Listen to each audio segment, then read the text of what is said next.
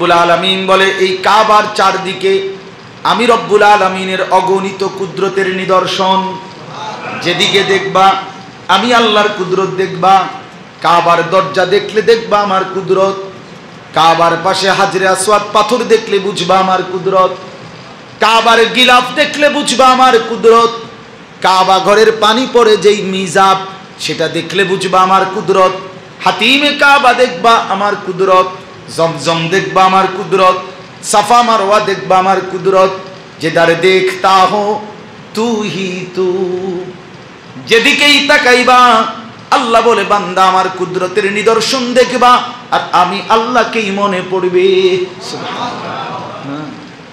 কালো গিলাফ দেখতে কেমন, আল্লাহর ঘর দেখতে কেমন, আল্লাহর ঘর দেখতে কেমন। আল্লাহ তাআলা কোরআনে আরেক জায়গায় বলছে লিয়াশহাদু, তুমি আয়সা দেখো।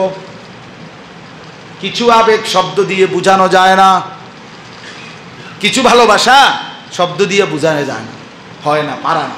মানুষের আবেগের চাইতে শব্দ কম।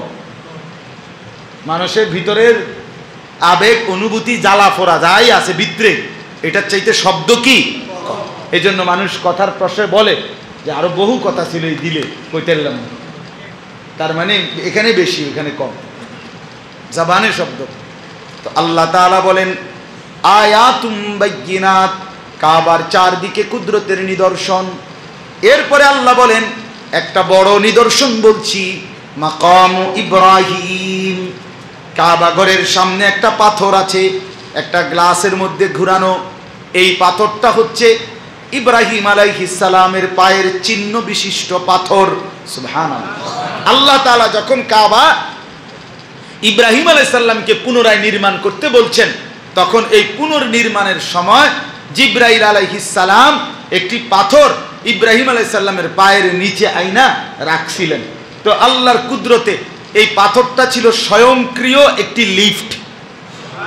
এটাই একটা লিফট, অর্থাৎ এইটা আল্লাহর কুদরতে। এই যে সাইডের যে ওয়াল গাঁথছে পাথর দিয়া, এটার জন্য ইব্রাহিম আলাইহিস সালামের প্রয়োজনে যে দূর উঁচা হওয়া দরকার হইতো, পাথর নিচে উঁচা হইতো, আবার দরকার লাগলে নিচে নেমে যেত। এটা কুদরত। হ্যাঁ, তো এই পাথরটা আল্লাহকে বলছে, আল্লাহ আমার একটা আবদার আছে। আল্লাহ বলছে কি বলো? বলছে আমি তো শক্ত শক্ত পাথর আমি, কিন্তু আপনার বন্ধু ইব্রাহিমের পবিত্র কদম আমি পাথর। সুবহানাল্লাহ।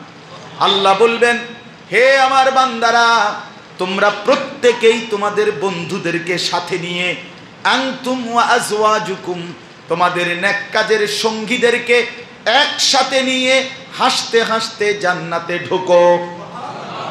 উদখুলুল জান্নাহ, জান্নাতে ঢোকো, একসাথে ঢোকো, বন্ধুরা মিলে মিলে ঢোকো।